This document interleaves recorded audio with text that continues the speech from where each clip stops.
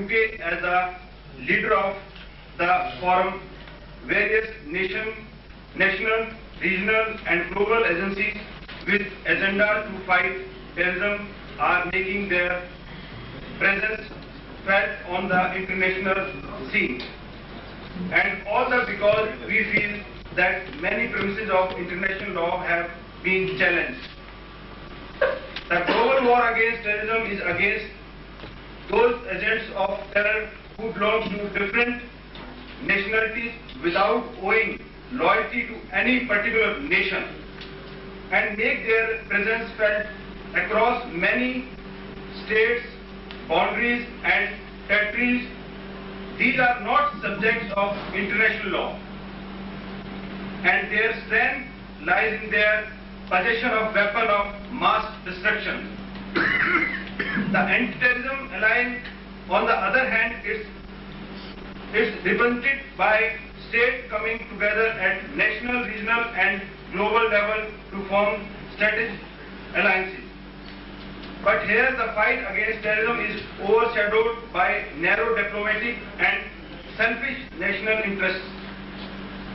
The criteria of terrorist is ignored. Till recently, near to being declared as a terrorist state by the US, Pakistan is overnight treated a member of the anti-terrorist alliance. Terrorism is viewed as an attack on civilization. Accordingly, the advanced society of the developed nations are declared as presently hostile to the terrorists, permanently hostile to the terrorists. There is also a tendency to divorce terrorism from any particular religion or culture. Explain the many TV clips of President Bush explaining the true message of the Quran.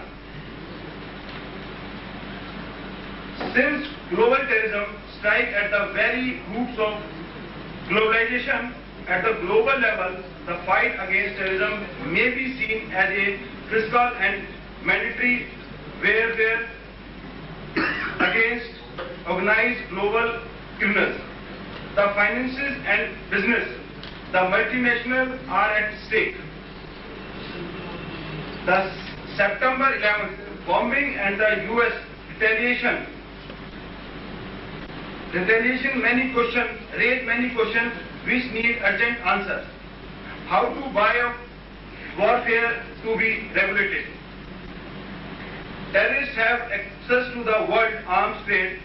They buy their weapons from the open market. How is this world arms trade, which is monopolized by the developed nations, to be regulated so that terrorists do not have the weapons for terrorism? How is global banking and share market to be regulated so that the terrorists do not take advantage of these to fund their activities? And most important, how has terrorism to be defined and tackled so that the value of the human life in the US and India or Afghanistan is treated at par? Thank you. Thank you, Mr. Surya Khatri. Now, I will request Mr.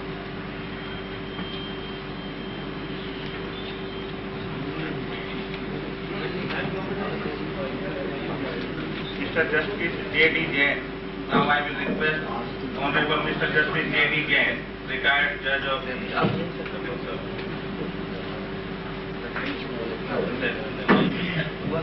Chairman and friends, ladies and gentlemen. I have come here basically to condone the memory of Shri Harish because I was not aware of it, and when I became aware of it, I thought it to come and speak something to you. You have heard quite a large number of distinguished speakers and who have dwelt upon every aspect of terrorism. It is obvious that the term global terrorism is of recent origin, because it was almost unknown earlier than 11/9/2001. It was only when the Afghans or some of them struck against the USA that the term was coined and it became a global terrorism. Otherwise, any international terrorism will be called a global terrorism, and we have been facing this for the last more than 2 decades. And nobody bothered or paid heed to the same, because India could not tackle the situation, and all our governments failed despite MISA, TADA and other things, except in Punjab, where terrorism was come very successfully, and I must say it was due to the willpower of certain persons, and the implementation was aimed at justly, rightly, reasonably. The same is situation in Kashmir. Pakistan has been waging a proxy war against us for the last more than 2 decades. But we have not been able to do anything whatsoever. We have been appealing to others, but they didn't bother at all. And even our own people, we have been fighting is responsible to a great extent for this terrorism, outside terrorism, across the border terrorism as they call it. But for this infighting, if we really mean to curb it, we can do so. We can always, where there is a will, they say there is a way.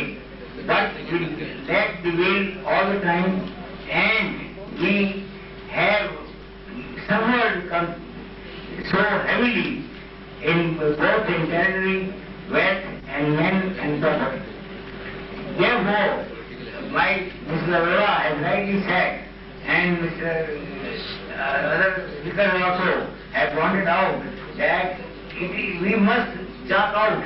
Our vision is blurred, and unless there is a clear vision about these things effectively and the history of the whole movement, we cannot proceed in this way. Of course, the program by itself may not be that bad, but the question is of implementation, question is of its execution. It largely depends on the political will and how do they exercise that will. Therefore, we have to steer clear of the whole message, the whole picture, and so that we can come to a proper conclusion. And of course, I must say that it has to be on national consensus basis, because without the consent of other parties, the government will not be able to do any much about it, except you misusing, there will be greater chances of misusing unless all other parties are also joined, and they are willing, they call their consent to the same. Thank you. Honorable Mr. Justice J.D. Jain Saab. Now, I will request Dr. Mrs. Rajni Arya, Director, MIT Institute of Behavioral and Allied Sciences. And I will request, because we are getting delayed and food is waiting for us and so many speakers have been still on our list. So although I know your subject is so important, but now due to this problem, I am requesting kindly from 15 minutes to come to 5 minutes. Please, here with me, I feel sorry, but you will appreciate. Honorable Justice Harish and Honorable Justice Chandra and all the other dignitaries. And I would like to personally thank Mr. Chandra for giving me this opportunity to address here all of you. as you know, I'm a behavioral scientist, and my focus is very different from what you all have been hearing since morning. My focus is the making of a terrorist. What makes a terrorist? And unless we go through that, we all know that terrorism, today's news and media, we're hearing so much of terrorism and death and destruction through terrorist acts. But we also know by fact that the death and destruction due to natural disasters and diseases is much higher. Why is it that this has become the focus? Because to my understanding, terrorism acts, and I'm glad Mr. Chandra is here who will be able to help me with this understanding, it's just a symptom. It's just like a volcanic eruption. ज्वालामुखी जब फटता है उसके नीचे कितना burning magma and tectonic weaknesses are there. It's just a symptom of the world's explosive problems which are waiting for us. And how do we tackle this? We are all focusing on what, when, where, how, but who is going to address the question of why? Why terrorists act? And when we come to why, I just want here, like to Benedict Spinoza, philosopher, said that I have striven hard, I have tried very hard not to laugh at human actions, not to cry at human actions, not to hate human actions, but to understand human actions. We need to understand those human actions. जब तक क्यों ये हो रहा है, क्यों तक नहीं जाएंगे, तो क्या होगा? सारा media and everybody is focusing on what and what and what. And coming to why, there are, obviously we all know, there are objective causes, external causes, socio-political, economic, whatever we talk about, religious terrorism, social terrorism, सब terrorism है. And there are subjective. I am bringing the focus to the subjective internal causes. Why one individual turns out to be a terrorist and not the other? क्यों? Environment तो वही है ना, हालात तो वही है. क्यों मैं इस चीज के लिए करने के लिए बंदूक उठाने के लिए तैयार हूँ, अगला नहीं है? वजह क्या है? और उन वजहों तक जब तक हम नहीं जाएंगे, अभी किसी ने कहा था क्या दवा है, ये क्या दवा है, दर्द क्या जाने, सुबह किसी ने ये बात कही थी. पर सवाल इस बात का, दर्द जब तक नहीं जानेंगे तो दवा क्या देंगे? हाँ? और वो क्या चीजें हैं, क्या फैक्टर्स हैं? Perception, hegemonic perception. Hegemonic perception is my way of thinking and understanding and interpreting of the external objective environment is the only right way.